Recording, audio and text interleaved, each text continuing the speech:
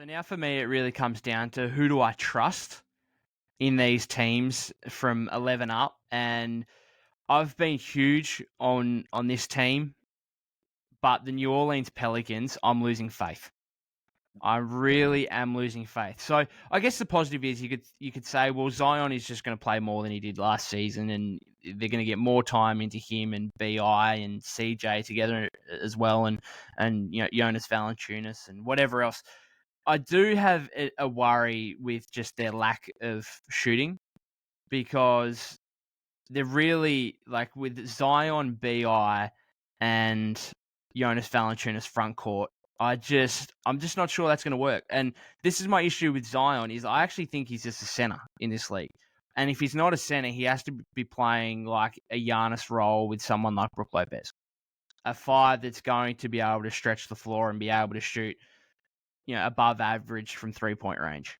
And I'm not sure Jonas Valanciunas is that man. And then when you add Brandon Ingram into the mix as well, who is an okay 3-point shooter, don't get me wrong, but as we've spoken about before, it's not his go-to. He's more of a mid-range guy, get to the basket, use his length and athleticism. I've been really big on this team in the past. I was really big on them going into last season and then early last season, but I'm just losing faith. And yeah, I don't know. You can talk me into them being a lot better. You can talk me into them being a genuine playoff team, but I just don't hold the trust in them like I do with some of these other teams that I have ahead of them. I have them exactly at 11th for that very reason. I don't know what to trust, and I think with other teams above them, I can say things with a lot of confidence compared to the New Orleans Pelicans. Because we remember the start of the season when everyone was healthy, they were atop of the West, the excitement machine. We were seeing what Zion could potentially be, and it was devastating for the league. But then, obviously, any team takes a hit when their best player is out. That's just a given. But the slide they had towards the back end of the season was no one was performing for them, and I think that's quite a worrying sign as a team.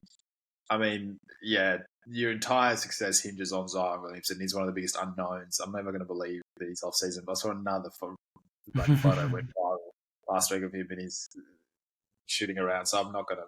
If that's what I'll have to gamble on, I'm just going to take the unders, play the conservative role with that. So I think you hit it all on the head. They are probably still figuring out even also what type of team they are, I think you said, because Zion, you don't know what he is.